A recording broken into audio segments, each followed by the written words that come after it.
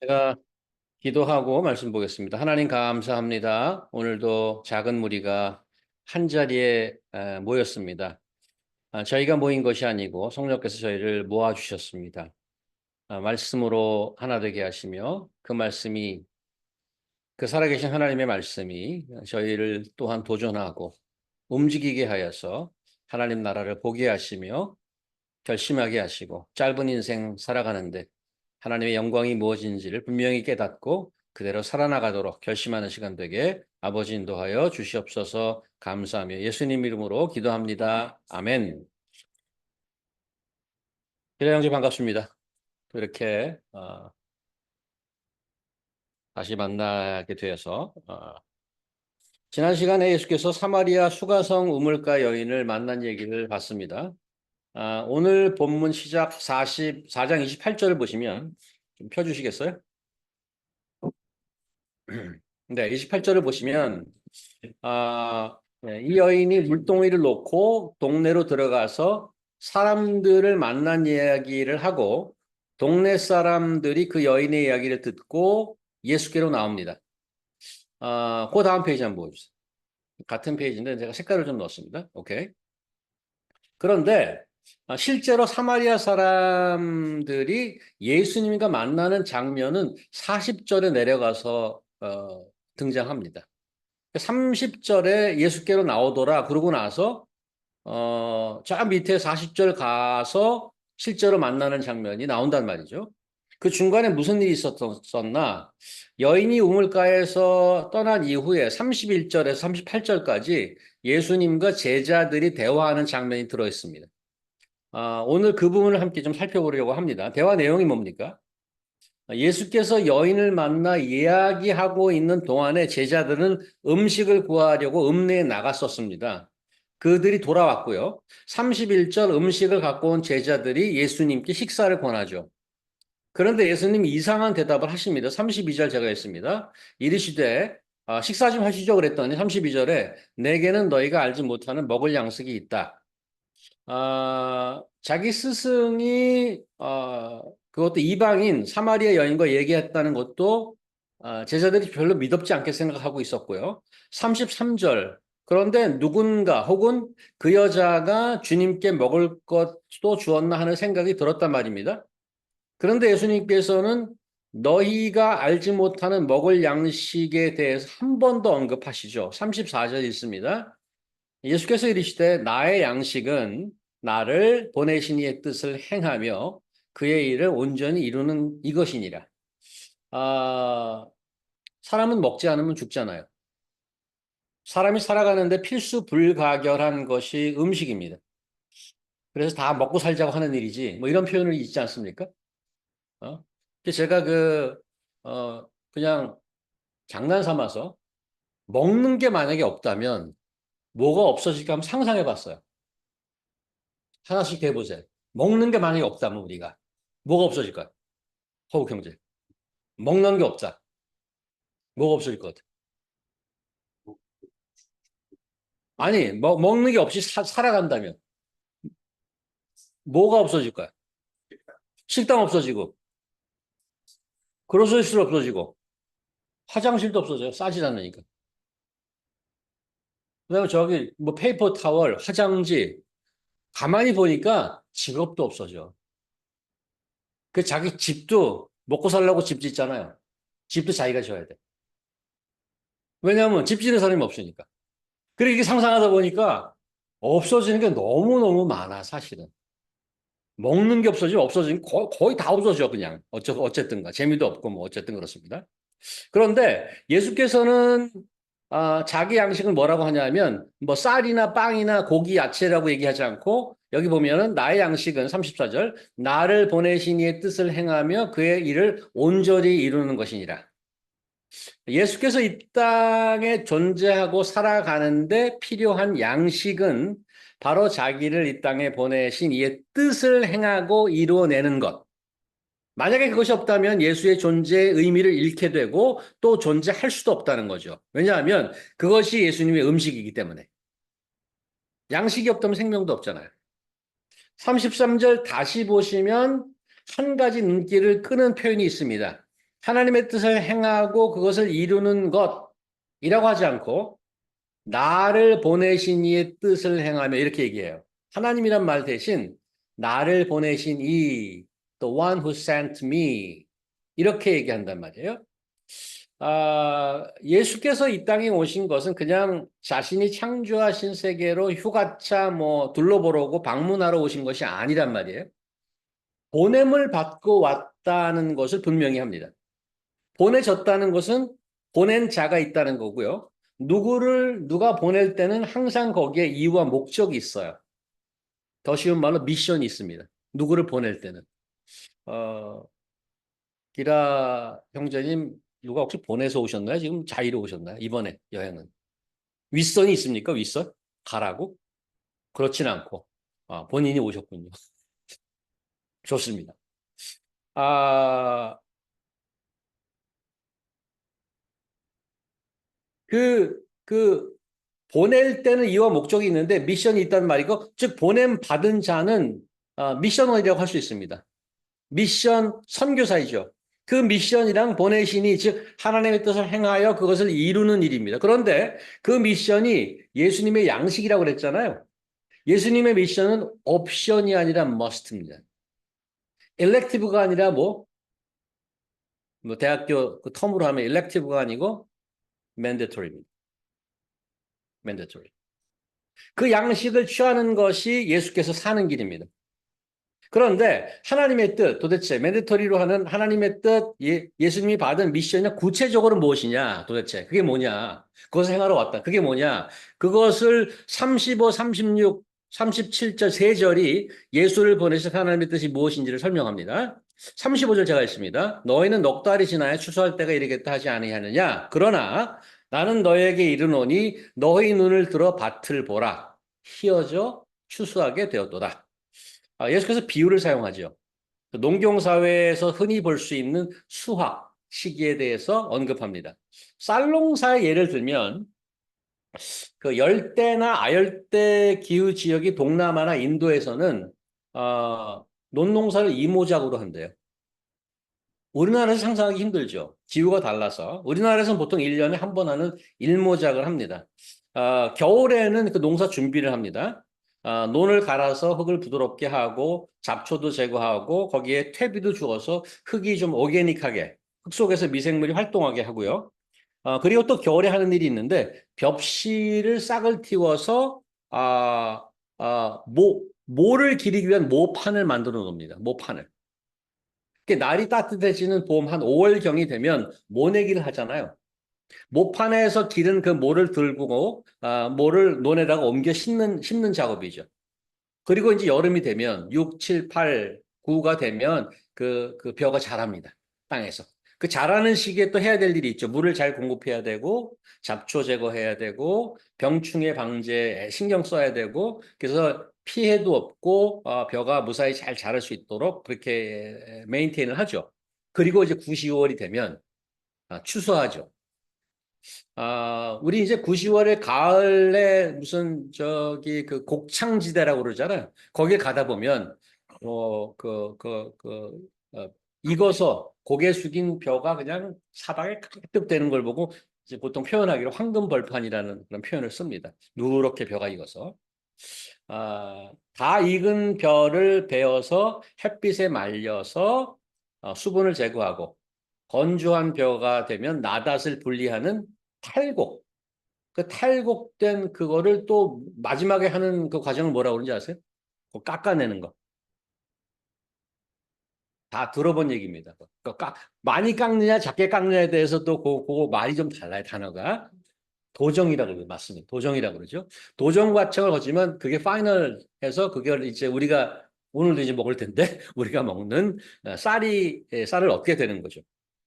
자, 이처럼 농사는 그냥 아무 때나 아무 그 대서나 하는 게 아닙니다. 과정과 단계가 다양하고 단계별로 맞는 시기가 정해져 있습니다. 35절 첫 줄, 너희는 넉 달이 지나야 추수할 때가 이르겠다 하지 아니하느냐? 예수께서는 일반적으로 사람들이 알고 있는 이런 농사 얘기를 하는 겁니다, 지금. 너 그렇다고 그러잖아. 맞죠요. 이제 뭐, 예를 들면, 물론 지금 논농사, 예수께서는 지금 그 중독자방이니까 어떤 농작물을 언급하시는지는 우리가 정확히 알 수 없지만 우리가 방금 이야기한 쌀 농사를 예를 들자면 올해 뭐를 심으면 9, 10월에 그걸 추수하잖아요.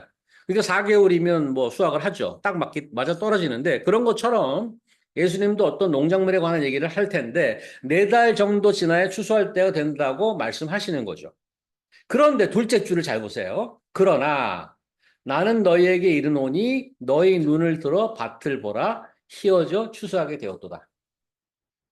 지금 another crop 어떤 다른 작물을 얘기하는 건가요? 혹시 그런 건가요? 여러분 그 잘 익으면 색깔이 하얗게 되는 혹시 농작물 아십니까? 혹시 완전히 잘 익으면 하얗게 되는 농작물. 저는 이거 가만히 생각해 보다가 코코넛이 있는데 코코넛은 안이 하얗잖아요. 안이 바깥에는 하얗지 않지. 그리고 또 생각난 게 무가 있어요. 무. 근데 무는 땅속에 묻혀 있기 때문에 바깥으로는 안 보이죠. 근데 눈을 들어 밭을 보라. 희어져 추수하게 되었다. 이렇게 말씀하세요. 예수님이. 어, 예지자매는 도시녀죠. 세진자매님 조금 시골 생활 하셨나? 다 도시녀. 여기. 혹시 추수하기 직전에 하얗게 되는 거 뭐 아는 거 있으시냐고, 혹시? 혹시. 그런 농작물이나 뭐 과일이나. 아니, 그런 게 있냐는데 물어보는 거예요, 지금. 여기 뭐야? 예수님 뭐야? 눈을 들어 밭을 보라 희어져 추수하게 됐다고 그러잖아. 희어져 추수하게 됐다고 그래. 아, 그런 거, 세진자님 혹시 아세요? 하얗게 돼. 익었는데, 하얗네, 그러고. 목화섬이 딱 터지면 하얗게 되나? 목화가 좀 하얗나? 뭐 하나 있긴 있네요. 나 지금 생각나는데.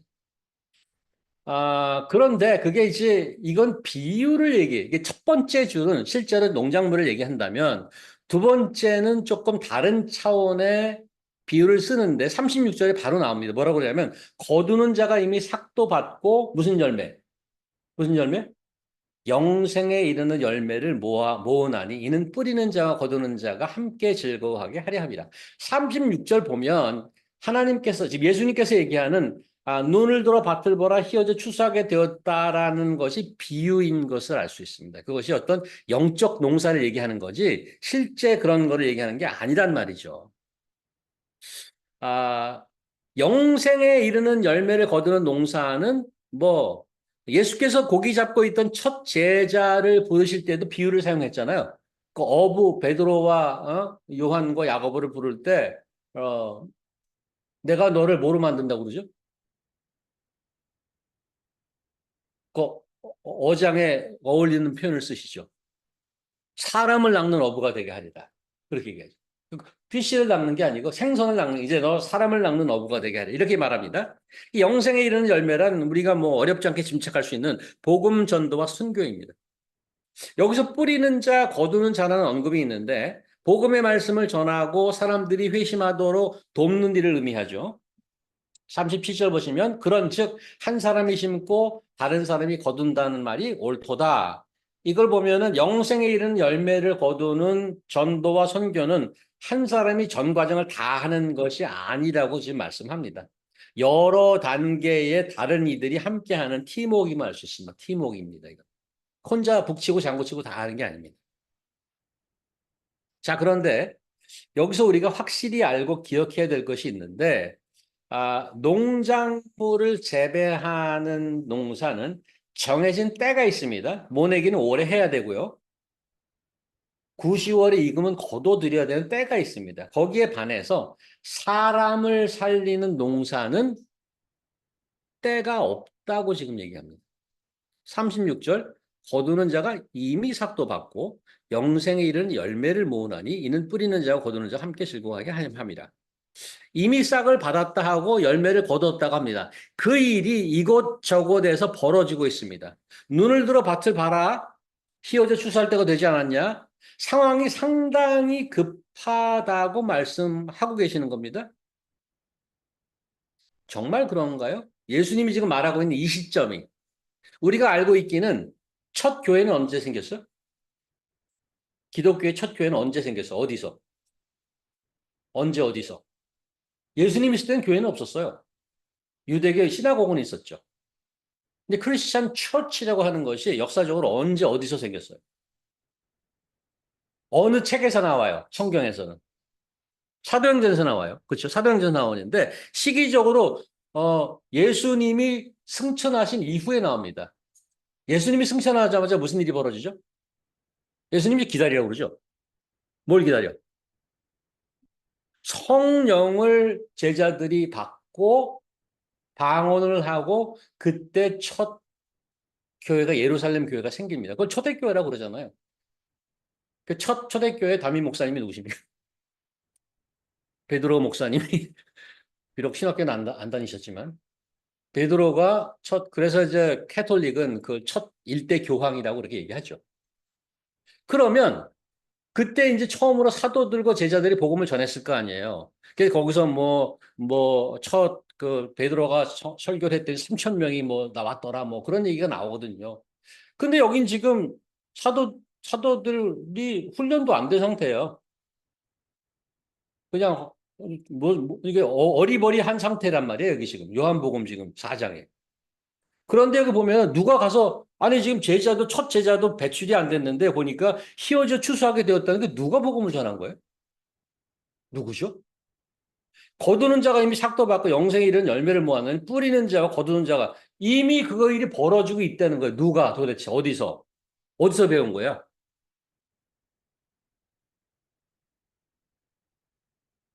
예수님이 너무 앞서가는 건가요? 중동 지방에 가면 일반적으로 혹시 칸두라라고 들어보셨나요? 칸두라? 우리나라에 한복이 있듯이 중동의 성인 남자가 전통적으로 입는 흰색의 옷이 있습니다. 아, 사진 한번 보여주시겠어요? 이건 지금 무슬람이 한 명절 때 모인 사람들 사진인데요.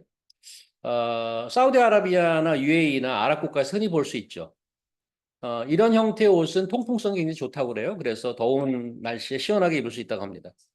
35절에 보면 눈을 들어 밭을 보라 희어져 추수하게 되었다라고 하신 예수님의 말씀은 아마 30절에 그들이 동네에서 나와 예수께로 오더라 그렇게 얘기하잖아요. 근데 조금 전에 보신 그 사진 다시 보세요. 보여주세요. 사람들이 예수께로 나오는 모습을 묘사한 게 아닌가라고 어떤 성경 주석가가 얘기했어요. 아까 우리가 얘기했잖아요. 도대체 익은 열매가 하얗게 된 게 뭐가 있지? 그렇게 제가 물어봤는데 그런 게 사실 근데 예수님이 왜 휘어져 추수하게 되었다라고 표현하셨을까? 근데 뭐 이 성경학자들은 뭐 생각을 많이 하잖아요. 근데 아마 이 모습일지 않을까 보니까 그 사람이 나오고 있어요. 이 옷을 입고. 굉장히 피저블한 얘기예요. 뭐 그게 정확한지 모르지만 어쨌든 그럴 수 있어요. 그 그래서 예수께 나온 것을 본 예수께 나온 이 사람들을 보고 이방인들을 보고 사마리아 사람들을 보고 선교와 전도가 얼마나 위급한 일인지를 지금 상기시켜 주고 있는. 자 봐라 사람들 오잖아 지금. 사람들 오고 있잖아. 근데 그들이 어떻게 예수님에 대해서 알고 있냐 이거예요. 다시 텍스트 가시면 39절 보세요. 여자의 말이 내가 행한 모든 것을 그가 말하였다 증언하므로 그 동네 중에 많은 사마리아인이 예수를 믿은지라. Amazing. 사도가 생기기 전에, 제자들이 생기기 전에 예수님을 만났던 사마리아 여인의 증언으로 사람들이 듣고 예수께 나오기 시작했다는 거예요. 요한복음을 보면서 우리가 계속 기억해야 될 거 세 가지를 얘기하고 있잖아요. 제가 지금 한 네다섯 번 좀 얘기하고 있는데 여러분 기억하실 때까지. 요한복음 20장 31절에 나오죠. 이렇게 요한이 자기가 요한복음을 쓰는 목적을 분명하게 클리어하게 이렇게 씁니다. 내가 이것을 쓰는 것은 정확하게 얘기해요. 내가 이것을 쓰는 것은 너희로 예수를 믿고 그 믿음으로 생명을 얻게 합니다. 이렇게 얘기해요. 이게 아주 완 센텐스로 클리어한 디스크립션이 나오는데, purpose 디스크립션이 나오는데, 여기에 우리가 세 가지를 기억하자고 그랬어요. 왜냐하면 이 세 가지가 요한복음 21장까지 계속 나오는 거예요. 이 기록을 이제 에비던스나 증언이라고 합시다. 그래서 증언과 믿음과 생명, 이 세 가지는 요한복음에서 계속 나와요. 지금 오늘 보시고 있는 요한복음 이 사장도 여인의 증언이 나오잖아요. 사마리아 여인이 39절에 내게 말하였다 증언함으로. 증언하니까 무슨 일이 벌어져요? 사람들이 믿어요. 여기 컨텍스트 상에는 그래서 36절 영생에 이르는 열매가 되는 거죠. 그래서 증거 혹은 증언, 그 다음에 믿음, 생명은 계속해서 나온단 말이에요. 생명을 얻게 하는 것보다 이 세상에 더 중요한 게 어디 있겠습니까? 어? 영생에 이르는 열매. 그래서 영생에 이르는 열매죠. 다시 말씀드리지만 이 일, 예수께서 받으신 미션에 관한 일, 봄에는 모를 심고 여름에는 자라고 가을에는 거둔 이런 때가 정해 있는 거 있어요. In season, out of season. 때가 되든 안 되든 늘 벌어지고 있고 늘 urgent matter라고 예수께서 지금 말씀하시는 겁니다. 급하고 위중한 일입니다. 이 일이 얼마나 위중하고 급한 건지.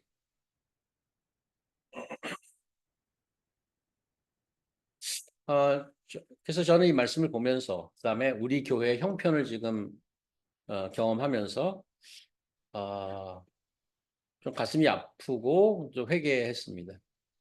아, 예수께서 이렇게 중하다고 얘기하고 귀중하다고 얘기했는데 얼마나 우리는 이 일을 위중하고 급한 일로 보고 있을까? 그렇게 살고 있을까? 우리 중에 누가 뿌리거나 거두는 일을 직접 해보았을까? 이런 생각이 자꾸 들더라고요. 뭐 조금 전에 말씀드렸습니다만 너무 길티 필팅을 가질 필요는 없다고 생각이 되는데 그렇다고 뭐 널널하게 있을 수도 없습니다. 지금 37절에 보면 복음의 씨를 뿌리고 영생에 이르는 열매를 거두는 일은 혼자 못합니다. 한 사람이 심고 다른 사람이 거둔다고 얘기합니다. 선교와 전도는 팀워크입니다. 이번 올림픽에 우리나라는 놀라운 성과를 거뒀잖아요. 뭐 여태까지 보낸 인원 중에 최소를 보냈다고 그러는데 금메달을 13개 땄어요. 그래서 전체 세계 8위 자리에 올랐습니다. 참 조그만 나라 대단합니다. 작은 나라에서 대단하게 뭐 아시아 3세 나라가 중국이 2위, 일본이 3위, 우리나라가 8위를 했어요. 제일 적은 인원으로 엄청난 일을 했죠. 근데 안타까운 것, 제가 이거 보면서 안타까운 것은 메달이 팀 종목이 하나도 없어요. 사격, 펜싱, 양궁, 뭐 전부 뭐 전쟁에 쓰는 총, 칼 뭐 이런 거라고 그러는데 활. 물론 여기에 그 단체전이 물론 있습니다만은 예를 들어서 뭐 펜싱 단체전도 그냥 한 사람씩 나와서 그 때로 나와서 싸우는 게 아니에요. 한 사람씩 하는 거지. 그래서 개인전의 연장이죠. 유일하게 국기 종목 하나 나갔는데 언제 아세요? 우리나라에서? 여자 핸드볼. 결과는 예선 탈락이에요. 조별 탈락이에요. 뭐 잘했다 못했다 이런 거 얘기하는 게 아니고 이 함께 하는 일에 참 약하다. 우리나라 사람들이. 그, 뭐, 이기라 교수님 지금 아카데미아에 있지만은 사실 공동 프로젝트가 굉장히 많죠. 저는 사실 지난번 와서 커피 마시면서 얘기했던 게 아직도 기억이 나요. 그, 계속 모여서 뭘 하는데 이게 어떻게 이렇게 계속될까? 근데 그때 나 저한테 뭐라고 얘기했냐면, 그 아직도 기억하고 있어요. 자기 지분을 주장하지 않으면 계속 할 수 있다. 그 말 하신 거 기억나시나요, 본인이? 저쪽에서, 상대방에서 그 일을 시작한 사람이 자기 지분을 주장하지 않으면 이 일이 계속되더라. 굉장한 그 인사이트라고 생각해요. 결국 자기가 손해보는 일이거든요. 사실 일을 같이 할 때 답답한 게 한두 가지가 아니에요. 못하는 놈들도 있고, 나보다 잘하는 놈한테는 시기 질투가 생기고, 나보다 못한 놈들을 보면은 답답하고 그렇단 말이에요. 짜증나고. 근데 같이 하라는 거예요, 같이. 우리가 그걸 잘 못해요. 예수께서는 하나님 아버지께로부터 보냄을 받았습니다. 그냥 혼자서 생각하다가 내려가야 되겠다 고 내려온 게 아니에요. 성삼일체 하나님 이분도 팀이에요. 성부, 성자, 성령이 팀이 돼서 오신 거예요. 교대로 하잖아요, 일을. 예수님 보내고 가니까 성령님이 오시고. 동시에 팀워크가 돼서 from eternity to eternity. 근데 그걸 우리도 그렇게 하라는 얘기예요, 우리도. 아, 혼자 모든 일 하나님이 예수께서 능력이 있으시기 때문에 혼자 모든 일을 해낼 수 있으세요. 그런데 참 불안하기 짝이 없는 뭐 물가에 애 넣는 것처럼 그런 제자들을 불러서 그 영광스럽고 놀라운 일을 함께 하도록 하시죠. 그래서 다시 정말 이 말씀을 보면서 우리가 뭐 함께 하는 게 있는가? 먹는 건 함께 잘 하긴 하는데 하나님이 저희 불러서 하는 일을 함께 해본 적이 있을까? 오늘 예수께서 말씀하시는 건 급한 일이니까 빨리빨리 하라고 재촉하는 것이 아닙니다. 그런 부분이 없잖아 있지만 급한 이유는 중요하기 때문에 급합니다. 한 사람이 죽고 사는 문제죠. 그냥 이 땅에서 죽고 사는 것이 아니고 영원히 죽고 영원히 사는 문제입니다. 우리를 창조하신 하나님께서 하나님 나라에서 우리로 하여금 영원히 사느냐 아니면 그분에게 떨어져 나와서 영원한 사망으로 빠지냐 하는 그 문제란 말이에요. 이것은 너무나도 중요하기 때문에 급하기도 합니다. 성경엔 이 일에 대해서 여러 가지를 언급하고 있는데 하나 보여주시겠어요? 우리 허욱 형제가 위에 누가복음 한번 보세요. 내가 너희에게 이르노니 이와 같이 죄인한 사람이 되게 하면 하늘에서는 회개할 것 없는 의인 99으로 말미암아 기뻐하는 것보다 더하다. 한 사람이 하기라면 이미 구원받은 자들이 너무너무 우주보다도 한 영혼을 구하는 기쁘다는 얘기예요. 기라 형제님 야고보. 이 사실을 알아두십시오. 죄인을 긁은 길에서 돌아서게 하는 사람이 그 죄인의 영혼을 죽음에서 구할 것이고 또 많은 죄를 덮어줄 것입니다. Make sure you should know this. 한 사람을 안내해서 죄에서 돌아서게 하는 것, 한 사람이 회심하도록 돕는 것, 그 일보다 중요한 게 없다고 얘기합니다. 마지막으로 38절 다시 본문으로 돌아가서 38절을 보시면 전도와 선교가 얼마나 팀워크인지 확인해주고 있는데 내가 너희로 노력하지 아니한 것을 거두러 보내온 노니 다른 사람들은 노력하였고 너희는 그들이 노력한 것에 참여하여. 이거 참여라고 그랬는데 저는 이걸 이렇게 해석하고 싶어요. 남들이 노력한 거 위에 숟가락만 얹었느니라. 이렇게. 메시나 호날두가 골을 넣어서 세계적 스타잖아요, 지금. 엄청나게 골을 많이 넣죠. 근데 축구가 혼자 하는 스포츠가 아니잖아요. 그에게 패스가 가지 않으면 아무 소용 없습니다. 주의 복음을 전하고 한 사람이 돌이켜 영생을 얻게 하는 일은 온 우주보다도 귀한 일입니다. 그 일에 참여하게 되는 것 자체가 얼마나 영광스러운 건지 알 수 없습니다. 사실 돌이켜보면 그러한 거룩한 일에 동참하기 훨씬 전에 누군가 땀 흘림이 있기에 우리가, 여러분과 제가 지금 예수를 알고 영생의 소망을 갖고 살아갈 수 있는 것이죠. 그 예수를 믿고 나서 눈이 조금 뜨이고 생각이 갖추어지고 깨달음이 오고 아버지 하나님의 마음을 조금씩 배워가면서 이제 나도 뭐를 좀 해야 되는 거 아닌가? 그런 부름에 조금씩 반응하게 되는 거죠. 저는 뭐 정말 여기 이사 와서 피지컬리 상상하기 어려운 놀라운 은혜라고 하여튼 끊임없이 생각하고 있습니다. 여기 조금만 나가면 한 5분 거리 나가면 이제 허슨 강가가 나오는 거죠. 허슨 리버 파크웨이가 쫙 나옵니다. 사진 한번 보여주시겠어요? 그 강변길을 제가 자주 걷는데 이런 모습. 그 얼마나 좋은지 몰라요. 사람들이 거기 너무 인조해 하는 거예요. 그 다음 것도 보여주세요. 요거는 요 앞에 가면은 저는 이게 뭔지 몰라요. 다리인가 했더니 이게 뭐죠? 터널 이름 뭐예요? 여기. 홀랜 터널. 이게 홀랜 터널 벤틸레이션이래요. 홀랜 터널 가스를 빼내는 그 건물이에요. 근데 거기다 이제 옆에 사람들이 거기까지 이제 가서 걸 수가 있게 멋지게 옆에 해놨어요. 고단가 한번 보세요. 그런데 이 벤틸레이션에 이게 1930몇 년인가? 쭉 뻗어 나온 거 있죠? 그게 지금 그거예요. 근데 많은 사람들이 그걸 고치고 공사해서 우리가 지금 누릴 수 있는 거거든요. 보다 한번. 여기 보면 1934년에 리버사이드 파크에서 일하시는 분들의 사진이 이렇게 어디 기록이 있어 제가 갖고 왔는데 사실 이런 분들이 지금은 다 이 세상에 안 계시는 분들이겠죠. 이 세상에 안 계시는 분들이겠죠. 그분들의 피땀 어린 노력과 이것으로 저희가 지금 인조해하고 있습니다. 전혀 땀 흘리지 않은 일에 나는 즐기기만 하면 되는구나. 참 과분한 복을 받았다. 여기 살면서 그런 생각이 들어요. 뭐 이 집은 물론이고요. 근데 사실 이런 것도 참 좋은데 이런 것보다 더 큰 감사는 우리가 누리고 있는 영적 축복이 아니겠습니까? 우리가 이 땅에 태어나기도 전에 아마 여러분과 저를 위해서 기도하신 분이 있었을 것입니다.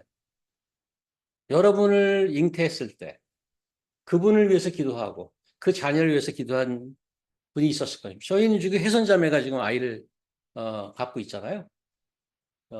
제임스. 제임스가 지금 복중에 있는데 그 복중에 있는 아이를 이 땅에 나오기도 전에 할머니 할아버지가 기도하고 성도들이 기도하고 많은 이들이 이미 그 귀한 일을 시작하고 있어요. 나중에 제임스는 때가 되어서 복음을 듣고 그 영원한 생명을 누리게 될 것입니다. 아니야 라미가 이 땅에 나오기 전부터 부모님이 뭐 자녀를 위해서 기도하고 아직 생기지도 않은 자녀를 위해서 얼마나 기도했어요. Definitely. 지금 나서 잘하고 있는 또 기도해 주죠. 지금은 잘 모르지만 그 자녀들이 커서 복음을 듣고 예수 그리스도를 믿고 이 땅이 전부가 아니구나. 영원한 세상이 있구나.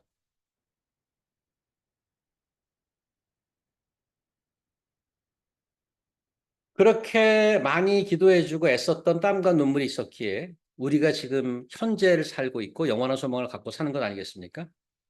이걸 그냥 좋네 하고 즐기기만 할 수는 없지 않습니까? 우리는 무엇을 해야 될까요? 그래서 특별히 이제 오늘 말씀을 보면서 우리 교회를 생각을 안 할 수가 없죠. 지금 보시다시피 여기 지금 두 분 앉아 계신 게 다 손님이에요. 사실은. 이 템포러리 모신 거예요.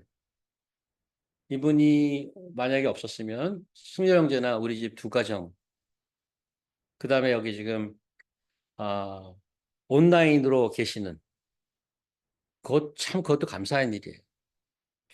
어, 안타까울 정도로 너무 연약하고 작아졌습니다. 왜 이렇게 되었을까?